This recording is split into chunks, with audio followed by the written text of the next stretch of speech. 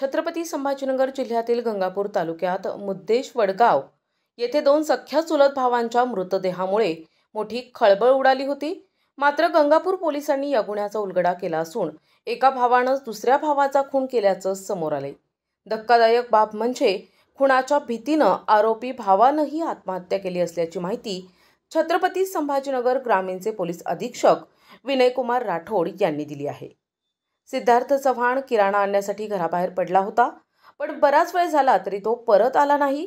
कुटुंबियांनी शोध घेतला असता भारत दारुंटे यांच्या मक्याच्या शेतात त्याची सायकल, रिकामी पिशवी आणि 100 रुपयांची नोट पडलेली आढळली।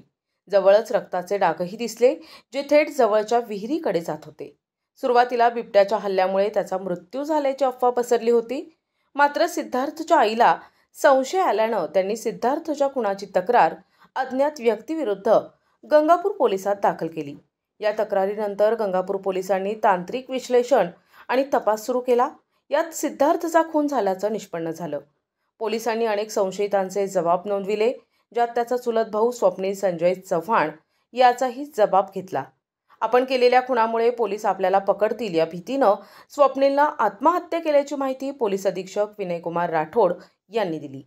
घरगुती किरकोळ वादातून मनात राग धरून सख्ख्या चुलत भावाचा खून करणे आणि त्यानंतर स्वतःही आत्महत्या करणे अशा दुहेरी घटनेनं एकाच कुटुंबातील 2 तरुण मुलांचा अंत झालाय। या घटनेमुळे परिसरात शोककळा पसरली असून हळहळ व्यक्त होत आहे। गंगापूर पोलीस स्टेशन अंतर्गत मौजे हकीकतपूर वस्ती वडगाव मौजे वडगाव या ठिकाणी एक मुलगा वयवर्ष 12 ज्याचे नाव सिद्धार्थ विजय जाधव मिसिंग होता। पोलिसांनी व त्याच्या नातेवाईकांनी अधिक शोध घेतला असता त्याचा मृतदेह जो आहे तो विहिरीत सापडला। जेव्हा त्याचा मृतदेह काढण्यात आला तेव्हा त्याच्या अंगावर जखमा ज्या होत्या, त्याचबरोबर गळ्यावर सुद्धा बळणं होतं। त्याच्यावरून असं निष्कर्ष काढण्यात आला की त्याचा मर्डर झाला आणि त्या अनुषंगाने BNS 103 अन्वये गुन्हा दाखल करून CR नंबर 340/2025 प्रमाणे तपास सुरू झाला।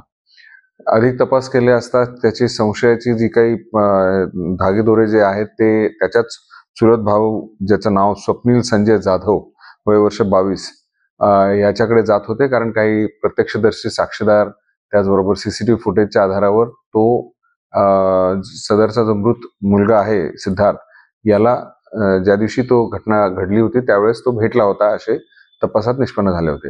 त्याची चौकशी आणि विचारपूस करणं आणि शोधकार्य सुरू केलं असता तो सुद्धा गायब झाला आणि त्यानंतर त्याचा सुद्धा मृतदेह स्वप्नीलच्या शेतामध्येच सापडला आणि आतापर्यंतच्या तपासामध्ये हे सुनिश्चित करण्यात आलंय की जे सिद्धार्थचा जो मर्डर झालेला आहे तो ह्या स्वप्नील संजय जाधवनेच केलेला आहे आणि त्या अनुषंगाने तपास चालू आहे।